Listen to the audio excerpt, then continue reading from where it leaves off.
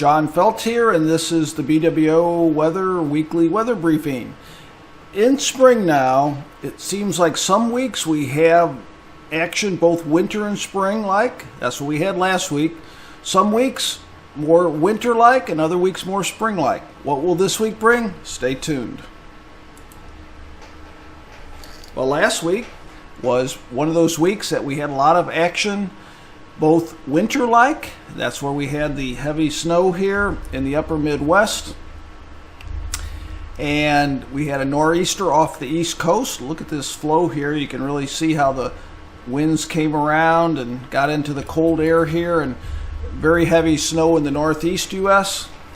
We had severe storms over the south central U.S., including the Dallas area.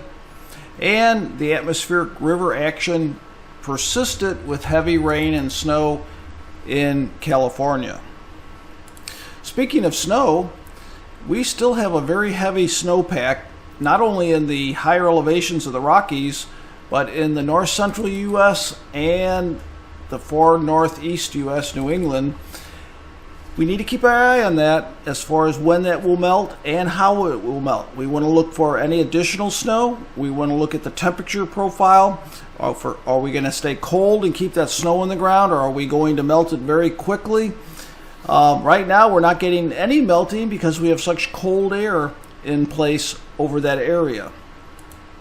So temperature-wise last week, most of the nation below normal, that's green, and well below normal in blue and purple.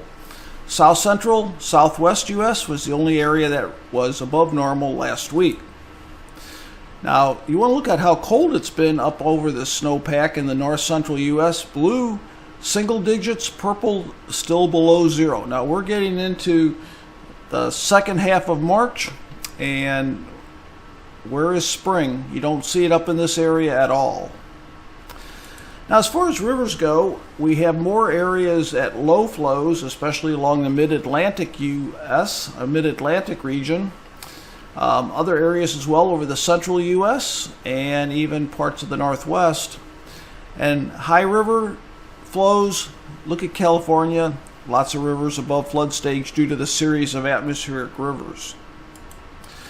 Okay, so when we look at the polar vortex here, we've seen these orange shades and even red shades for a while. That's indicating a weak polar vortex, and when the polar vortex is weak, it lets that cold air sag south, and that's what we're in. But with time, it looks like as we get into April, it gets stronger, and that would gradually bring some milder air. Now, in the first week, which is just in here, you can see that we have the jet stream over the southeast U.S. pushing up to the north, but in the west, it's still sagging to the south. So that means we're going to still have some areas with below normal temperatures, other areas experiencing spring warmth. So the first 5 days, you can see cold areas in blue. We just really don't see too much sign of that pushing north in the next couple days in this region. Over the snowpack, still cold air. That's not going to melt a whole lot. We get into the second 5 days, and now we begin to see this a little bit right here. And here's that cold air up in this area sitting here. Now, you know, one of my favorite weather terms is gradient. Keep in mind, here's that gradient, and I'll show you in a little bit why that's important. Let's go on a little bit further. In the next 5 days, this is the end of March into early April, and we are still sitting with this cold air up here. And that's a little bit ominous to me, maybe more than a little bit ominous, in that that's saying that snow is going to be still sitting up there later and later into the spring, and that's really not what we want to see. Okay, so let's take a look at this week, and what we have is we have this very strong area of high pressure, stable Arctic air gradually pushing off. And the next system is moving across the upper Midwest here with more snow on top of the snowpack and rain to the south. Now remember that gradient I talked about? Well, right along that gradient is where we're going to have the heaviest rain on the warm side. And you can see from parts of Missouri, Illinois, Indiana, that bright red is 3 inches of rain. So we could be seeing over parts of the middle Mississippi and the Ohio River valleys soaking rain and rivers coming up in those areas. And as far as snow goes, in the upper Midwest, 4 to 6 inches of snow. We continue not only to maintain the snowpack in this area, but we're adding to it.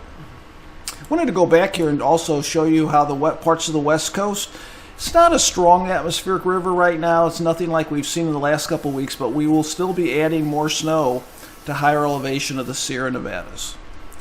Now, I took a look at the next 30 days, the next month. I want to sort of get an idea of where the action spots might be. And it does look like this area right in here, the Ohio River Valley, could be a spot that could be on the wet side. Upper Midwest here and the Northeast, it looks like some above normal precipitation as well. Now, the extended outlook here shows that the western U.S., that cold air holds in the west. Remember that low pressure I showed you over on the jet stream? So it looks like wet weather and the southeast U.S. And when we get this gradient right in here, that's why I do expect this area could be sort of a hot spot or an action, because that we have this gradient between the unusually cold air and the unusually mild air. Now, finally, if you missed it, this is the April outlook and the spring outlook. This is a little ominous sitting up here and this here. So one scenario could be we keep this snow on the ground later than normal. It gradually begins to melt, and then we start getting inflows from this wet weather in the Ohio River. But I'm watching that week to week. You know, spring is so variable, things can change week to week. Anyway, that's what's up this week, and many areas it's been quite cold the second half of last week. Let's get some spring here with some warmer weather. Take care.